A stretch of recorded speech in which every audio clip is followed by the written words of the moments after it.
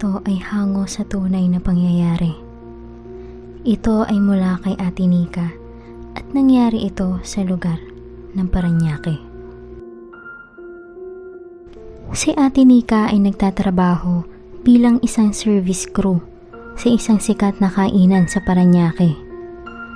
Mahigit 3 taon na siya sa nasabing kumpanya at kasundong-kasundo niya na ang lahat ng kanyang mga kasamahan. Noong mga panahong ito ay closing ang shift ni Ate Nika. Pumapasok siya bago mag-alauna ng hapon at uuwi na ng bandang 12:00 ng gabi. Paminsan-minsan pa, halos inaambutan na sila ng 1:00 ng madaling araw. Dahil sa oras ng kanilang uwian, mahirap na ang makasakay at hindi biro ang layo ng trabaho nila mula sa kanilang mga tahanan. Dahil dito, ay napagdesisyonan nila ng dalawa niyang mga katrabaho na magrenta na lamang ng maliit na kwarto na malapit lang sa kanilang pinagtatrabahuan. Bali 3 silang babae. Isa sa mga kaibigan niya ang nakahanap ng nasabing paupahan. Nang kanila itong binisita, ay agad naman nila itong nagustuhan dahil presko at malapit lang sa kanilang trabaho. Yun lang naman ang importante sa kanila, yung maayos na matutulugan dahil wala naman silang ibang gagawin kundi ang magpahinga pagkatapos ng oras ng trabaho. Malapit lang sa main road ang nasabing paupahan. Konting lakad lang ay mararating mo na ang kalsada at hindi na kailangan pa mag-sidecar o yung padjak. Nasa 2nd floor ang kanilang kwarto at may terrace din ito na pwedeng pagtambayan at pagsampayan. Yung CR lang ang naging problema nila dahil nasa labas pa ito at mga 2 minutong lakaran pa mula sa kanilang kwarto. Pero bukod dito, ay maayos naman ang lahat para sa kanila. Noong mga unang linggo, naging maayos naman ang paninirahan nila sa nasabing bahay. Ugali nilang buksan ang pinto sa may terrace para lalong mahangin. Tipid na rin sa kuryente. Kapansin-pansin ang malaking puno sa tapat ng terrace nila. Isa itong matandang puno ng sampalok. Sa hindi malamang dahilan, halos lahat sila ay hindi mapigilang mapalingon dito tuwing mapapadaan sila sa pinto. Animoy may biglang dumaan o tila may nakamasid sa kanila. Lumipas ang halos 1 buwan, kapansin-pansin ang sunod-sunod na pagkakasakit nila ng kanyang mga kasama. Sinat at panghihina ang kadalasan nilang nararamdaman. Hanggang sa isang araw, isa sa mga kaibigan ni Ate Nika ang hindi nakapasok sa trabaho dahil sa matinding pananakit ng katawan at ulo nito. Pinayuhan nila itong umuwi na lamang sa kanyang pamilya para kahit papano ay may mag-aasikaso rito. Pero tumanggi lang ito at sinabing kaya naman daw niya mag-isa. Kaya sa boarding house na lang siya para hindi rin siya mahirapang pumasok kinabukasan. Hanggang sa nakapasok na nga ng trabaho sila Ate Nika at ang kanyang kasama. At nang makauwi na sila, gulat na gulat sila sa itsura ng naiwan nilang kasama. Nanginginig ito at nakatalukbong. Halos hindi nila ito makausap ng maayos. At nang kumalma na ito, ay nag-umpisa na itong magkwento. Mga bandang 8:00 daw ng gabi, biglang may kumatok sa pinto nila ng pagkalakas-lakas. Pagbukas niya, ay nakita niya ang kapitbahay nilang matanda. Nagulat siya dahil sobrang panlilisik ang binigay nitong tingin sa kanya. Nang bigla na lang daw itong tumakbo palayo. At nagulat naman itong kaibigan nila nang may biglang kunin ng matanda na malaking kahoy na tila ihahampas sa kanya. Nag-aamba itong sisirain ang pintuan. Sa sobrang takot, ay sinara niya ito ng mabilisan. Dinouble lock para makasiguradong hindi ito makakapasok.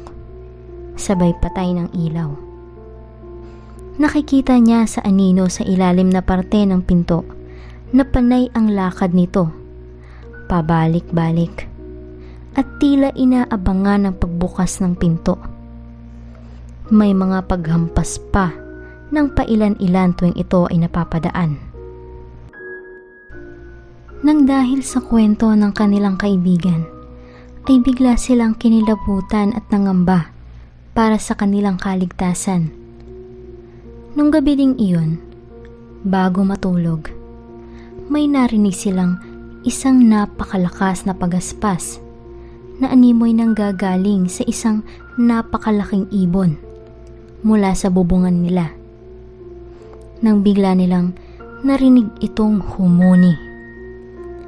Nang dahil dito, kinabahan ng lahat ng nasa bahay. Dinig na dinig nila ang malakas na paghuni nito. At dahil naniniwala itong si Ate Nika sa mga kakaibang nilalang, sigurado siyang isang tik-tik ang naririnig nila. Patay na ang ilaw sa loob ng kwarto ng mga oras na iyon. Pero, pansin nila na may naglalakad sa terrace nila. Laking pagtataka nila nang makitang sigurado silang may naglalakad dito. Bakit magkakaroon ng tao roon? Walang ibang daanan papunta sa terrace. At kahit magkaroon pa ng tungtungan, sobrang taas ng terrace nila para maakyat ito. Hindi na nila malaman ang kanilang gagawin sa sobrang takot. At nagdasal na lamang para sa proteksyon nila nung gabing iyon. Matapos ang halos 10 minuto, ay nawala na agad ang lahat ng kanilang naririnig. Pati na rin na naglalakad sa terrace nila. Kinabukasan, may nakasabay silang maglakad papunta sa may kalsada. Babaeng nakatira malapit sa kanilang inuupahan. At doon nila napag-alaman na may kakaiba talaga doon sa matandang nakatira malapit sa kwarto nila. Hindi raw ito lumalabas tuwing umaga at hindi pa halos nila nakitang nakahalubilo sa sinuman sa lugar nila. Nakikita lang nila ito kapag hapon na at wala ng araw. Doon na nagkaroon ng hindi magandang kutob si Ate Nika. Lumipas ang halos 1 linggo nang walang nanggulo sa kanila. Maging ang matanda sa katabing kwarto, hindi rin nila nakita. Pinapunta rin ni Ate Nika ang kanyang kapatid para pansamantalang magbantay dahil nasira ang kandado ng silid nila. 1 linggong naroon ang kapatid niya dahil wala rin namang itong pagkakaabalahan sa kanila. Umaalis lang ito kapag paparating na sila Ate Nika at ang mga katrabaho niya. Pero sa hindi malamang dahilan, ay biglang nilagnat itong kapatid ni Ate Nika. Katulad ng nangyari sa kanila. Sinat at panghihina ang nararamdaman nito. Hindi muna pumasok si Ate Nika para bantayan ang kapatid niya. Itong kapatid niya, wala pang kaalam-alam tungkol sa nangyari sa boarding house. Nang hindi inaasahang, 2 silang makakasaksi ng mga hindi maipaliwanag na pangyayari sa nasabing boarding house. Ikalawang gabi ng pagbabantay ni Ate Nika sa kanyang kapatid. Saktong hindi naman makakauwi ng boarding house ang 2 niyang kasamahan dahil may kanya-kanya din itong lakad. Nang nakatulog na ang magkapatid, bigla silang naalimpungatan sa isang malakas na katok. Pero, ang pinagtataka nila, hindi ito nanggagaling sa mismong pintuan ng silid nila. Nanggagaling ang katok mula sa pintuan ng terrace. Nang silipin nila sa ibabang bahagi ng pintuan, kitang-kita nila ang dalawang paa. Paa na walang tsinelas. At kitang-kita rin ang dalawa nilang mata na nakasayad ang puting damit nito sa kanyang paanan. Lakas loob binuksan nila ang pintuan upang malaman kung sino ang kumakatok. Pero laking gulat nila nang wala silang nakitang tao o kung anuman. Sinara nilang muli ang pinto matapos nilang makita na wala namang tao. Pero nasundan pa ito ng halos 3 malalakas na katok na sadya nilang ikinabahala. Dahil sa mga nangyayari, binalot na ng takot ang magkapatid. Halos 5 minuto ang itinagal ng mga pagkatok at pagkalampag sa kanilang pintuan. Kinabukasan, sinabi nila sa kanilang mga kasama sa boarding house ang nangyari, na may kakaiba talaga sa silid na iyon. Doon na nila napagdesisyonan na tapusin na ang pag-upa sa nasabing silid at i-consume na lang ang kanilang advance at deposit. Hindi na nila hinayaan na kung ano pa ang mangyari sa kanila. Naghanap na lamang sila ng ibang malilipatan at nang nakalipat na sila ay hindi na nangyari ang sunod-sunod na pagkakasakit ng bawat isa sa kanila. Wala na rin silang nakikita at wala na rin nanggugulo sa kanila. Dito, naisip nila na may kakaibang elemento o may kakaibang bumabalot sa silid na yon.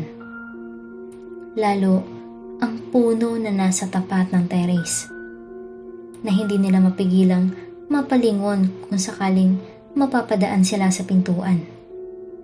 Yung animoy may tumatawag sa iyo o may nakatingin sa iyo na kailangan mong silipin at kausapin.